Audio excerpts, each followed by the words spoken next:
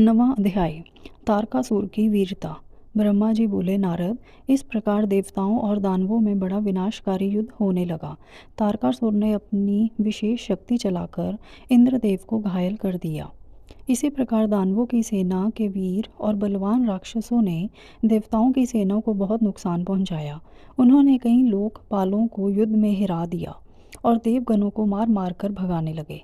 असुर सैनिकों को देवताओं पर हावी होते देखकर असुर खुशी में झूम उठे और भयंकर गर्जना करने लगे।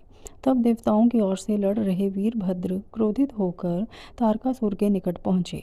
असुरों ने वीरभद्र को चारों ओर से घेर लिया। उन्होंने परस्पर पाश, खड्ग, फरसा और पटिश आदि आयुधों का प्रयोग किया। देवता और असुर आपस में गुत्थम गुत्था होकर लड़ने लगे। तभी देवताओं की ओर से वीरभद्र तारकासुर से लड़ने लगे। वीरभद्र ने पूरी शक्ति से तारकासुर पर आक्रमण किया और उसको त्रिशूल के प्रहार से घायल कर दिया। घायल होकर तारक जमीन पर गिर पड़ा, परंतु अगले ही पल उसने स्वयं को संभाल लिया और पुनः खड़े होकर वीरभद्र से युद्ध करने लगा।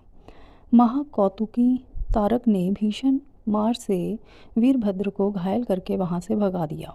तत्पश्चात उसने वहां युद्ध कर रहे देवताओं को अपने क्रोध का निशाना बनाया। तारक देवताओं पर अपने बाणों की बरसात करने लगा। तारकासुर के इस अनायास बाणों की वर्षा से देवता भयभीत हो गए। तब स्वयं श्रीहरि विष्णु तारकासुर से लड़ने के लिए आगे आए। श्रीहरि ने गदा से तारकासुर पर ज्यों ही प्रहार किया, उसने विषितव बाण मारकर उसके दो टुकड़े कर दिए। तब क्रोधित होकर विष्णु जी ने शारंग धनुष उठाया और तारक को मारने के लिए बढ़े। तभी तारक ने प्रहार करके उन्हें गिरा दिया तो श्री विष्णु ने गुस्से से सुदर्शन चक्र चला दिया।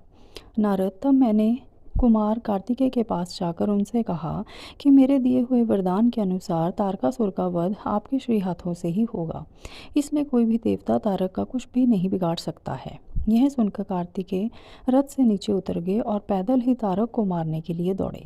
उनके हाथ में उनकी शक्ति थी, जो लपटों के समान चमकती हुई उल्का की तरह लग रही थी। 6 मुख वाले कुमार कार्तिकेय को देखकर तारकासुर बोला, देवताओं, क्या यही बालक है तुम्हारा वीर पराक्रमी कुमार, जो शत्रुओं का पल में विनाश कर देता है? यह कहकर तारकासुर जोर से अट्टहास करने लगा और बोला कि इस बालक के साथ तुम सभी को मार दूंगा। तुम इस बालक की मेरे हाथों हत्या कराओगे। ऐसा बोलते हुए भयानक गर्जना करता हुआ वह कुमार कार्तिकेय की ओर पलटा और बोला कि हे बालक, ये मूर्ख देवता तो व्यर्थ में तुझे बलि का बकरा बनाना चाहते हैं, पर मैं इतना कठोर नहीं हूँ